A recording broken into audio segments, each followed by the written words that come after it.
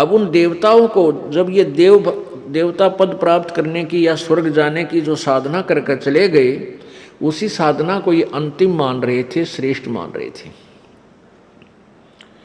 तो वहां जाने के बाद फिर इनको याद आता है कि वेदों में लिखा है, क्योंकि जिन ऋषि महर्षियों ने वेदों अनुसार साधना की और वो कहाँ गए, ब्रह्मलोक में, ब्रह्म की पूजा करने वाले ब्रह्मलोक में जाते हैं। और गीता जी अध्याय नंबर 8 के श्लोक नंबर 16 में लिखा है कि ब्रह्मलोक पर्यंत भी सभी आवागमन में है, जन्म और मृत्यु के अंदर है। तो इनको वहां पता चलता है अभी हमने वेदों अनुसार साधना की और हम यहां आगे चलो स्वर्ग प्राप्त हुआ, महास्वर्ग मिल गया, लेकिन यहां भी मृत्यु होगी, हम फिर जाएंगे इसे छोड़कर। तो वहां क्या इनकी आपस में कैसी चर्चाएं चलती हैं इन देवताओं की। कहते अभी हमने कोई पूर्ण संत नहीं मिला, हमारे को पूर्ण संत नहीं मिला, इस कारण से हम यहां तक की साधना की। तो वह आपस में चर्चा करते हैं भी पूर्ण संत और कौन होता है, कैसा होता है। फिर वहां परमात्मा पूर्ण ब्रह्म इनकी आत्मा को झंझोड़ते हैं, इनको याद दिलाते हैं कि तुम पढ़ा करते थे यजुर्वेद अध्याय नंबर 40 के और श्लोक नंबर 10 से लेकर 13 तक। उसमें लिखा है कि वेद ज्ञान देने वाला जो प्रभु है वो कहता है कि वो परमात्मा की, पूर्ण परमात्मा के विषय में यथार्थ जानकारी, वो जन्म लेता है या नहीं लेता है, वो साकार है या निराकार है, उसके विषय में जो जानकारी है वो किसी तत्वदर्शी संतों से पूछो, सुनो। तो वो तत्वदर्शी संत का ज्ञान उन वेदों से भिन्न है, इससे सिद्ध है। तो फिर ये वहां चर्चा करते हैं भाई कैसे मनुष्य जीवन मिल गया,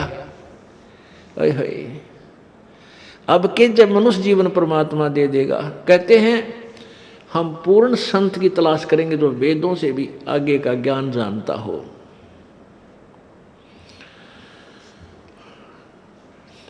अब परमात्मा अपनी सच्चिदानंद घन की वाणी में 5वें वेद में कहते हैं इस देही को देवालोचे तू नर क्यों उकलाता। जैसे कई व्यक्ति दुखी हो जाते हैं अपने प्रारब्ध के पापों से, संकट के ऊपर संकट, संकट के ऊपर संकट आ रहा है, तो वो क्या दुखी होकर के क्या धारणा करते हैं, हे भगवान आत्महत्या कर लो। इसके विषय में परमेश्वर अपनी वाणी में कहते हैं इस देही को और देवता लोचे तू नर क्यों उकलाता। इस मनुष्य शरीर को तो देवता भी तरस रहे हैं जो तुझे प्राप्त हुआ है, और तू इससे क्यों उकलाता है, यानी इससे क्यों छक लिया। अब इससे दुखी होकर तू इसको नाश करने जा रहा है, इससे अच्छा कोई संत तलाश कर, भक्ति कर, पूर्ण संत की खोज कर। अब यहां इन जालिमों ने क्या जुल्म कर रखा है, ये नकली संतों ने, ये असली संत तक जाने नहीं देते। जगह जगह इन ठगों ने अपनी दुकानें खोल ली,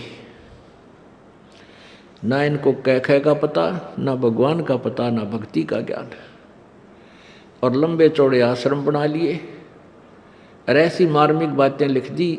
सचखंड की सड़क, ओ तरह का जब सचखंड, सतलोक की सड़क माने सीधा रास्ता, पक्की, जिसमें कोई बाधा ना हो।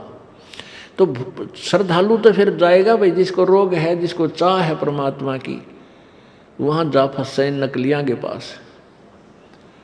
पूर्ण मोक्ष मार्ग इसी आश्रम में प्राप्त होता है। इस तरह के पता नहीं कितने संत बने हुए हैं। तो ये सबसे बड़ा काल का जाल है, ये नकली संतों का होना। तो कहने का भाव ये है कि देवता भी इस मानव शरीर को तरफ रहे होते हैं कि कभी मानव शरीर मिले, पूर्ण संत खोज करूं और भक्ति करूं। जैसे आप हाथी को देखते हो, हाथी ऐसे सिर मारता चलता है। अब हाथी को नेक्स्ट जीवन, अगला जीवन दिखाई देता है, कि इसके बाद मैं के बनूंगा, गधा बनूंगा या कुत्ता बनूंगा या सूअर बनूंगा या मानव बनूंगा। तो सिर मारता चलता है। किस समय सिर मारता है? जब वो पकड़ दिया जाता है, जब वो किसी मनुष्य के काबू आ जाता है, उसके ऊपर बैठ के इतना लंबा छुरा लेकर अंकुश लेकर बैठ जाता है, उसका सीधा ठोकर जट बकवाद करता है, तो तब वो सिर मारता चलता है नो, खड़ा खड़ा भी सिर मारता रहता है। अब वो ये सोचता है वह बड़ा फंसा कद बहुत फंसा मैं, और जय इब का मनुष्य शरीर मिल गया तो पूर्ण संत की, पूर्ण परमात्मा की भक्ति करूंगा, पूर्ण संत की खोज करके और सही भक्ति करके अपना पीछा छुड़वाऊंगा। अब परमात्मा यहाँ क्या बताना चाहते हैं कि जो कुंजर सिर धुनत है, अगला जन्म सुझंत, इब कहेल नर करत सेव पूरे संत। अच्छी मन में सोच रहा होता है कि यदि अब की बार मनुष्य जीवन मुझे मिल गया तो पूरे संत की खोज करूंगा। अब परमात्मा फिर उसके ऊपर एक और कहते हैं कि हाथी अर्थात ये आत्मा मन के संयोग से इतनी ढीठ होगी। हाथी के विषय में कहते हैं कि हाथी तभी तक सिर पटक रहा है, धुन रहा है, जब तक यो बंद में आ गया और मनमानी इसको मस्ती नहीं कर पा रहा, इसलिए ये भगवान याद कर रहा है। और ईब छोड़ दे इसने, अब इसको खोल दे यहाँ से और जंगल की तरफ कर दे। कति भगवान याद ना करे, उड़ा खावा केड़े के पेड़ा नर मारा मस्ती फुर फुर नहावर ठाठ करे नरी को बद करे, कति सर नहीं धोने ना इसका याद आवा भगवान, हालांकि इसको पता भी है। तो इसलिए परमात्मा कहते हैं भाई इस परमात्मा के तत्व ज्ञान के बिना ये प्राणी ना तो भक्ति कर सकता और ना ही अपने इस मानव जीवन को ठीक ढंग से जी सकता। इसमें कोरी को बद करेगा। थोड़ा सा कोई राजपद प्राप्त हो गया, कोई बड़ा सा अधिकारी बन गया तो धरती तोलन न हो जा, मंत्री मुख्यमंत्री प्रधानमंत्री राष्ट्रपति बन जाए तो पता ना क्या सोच बैठा है, और भूल जाता उसमें कि तू इंसान भी है, तू जीव भी है। तो ये जो चौंध लावा है, ये काल लगावा है, ये भूल जो डालता है ये काल लगाता है कि ताकि ये नरे कर्म फोड़ ले अपने और पापों की गठड़ी बांध ले। क्योंकि अच्छी आत्माएं पूर्व जन्म की होती हैं, वो ही कोई उच्च पद अच्छा धन प्राप्त करती हैं। तो वो अच्छी आत्माओं से नरे पाप करवा कर उनको नीच आत्मा बनवा देगा। और जो दुखी हैं वह तो पिछले जो गरीब हैं, रोगी कोडी हैं, वो तो पिछले जन्म के पहले ही पाप नरे इकट्ठे कर रखे।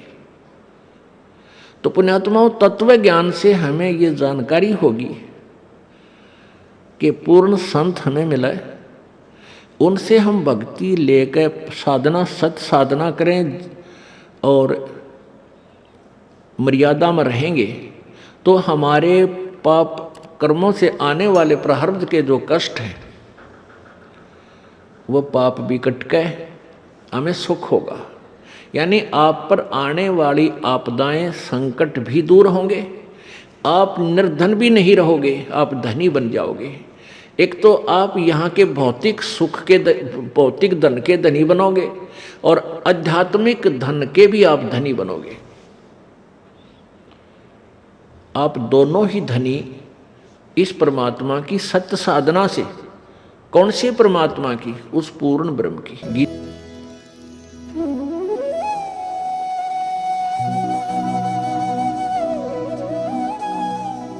अगर आप ये वीडियो YouTube पर देख रहे हैं तो हमारे चैनल को सब्सक्राइब करें और बेल आइकन को दबाना ना भूलें। अगर आप Facebook पर ये वीडियो देख रहे हैं तो हमारे पेज को लाइक करें।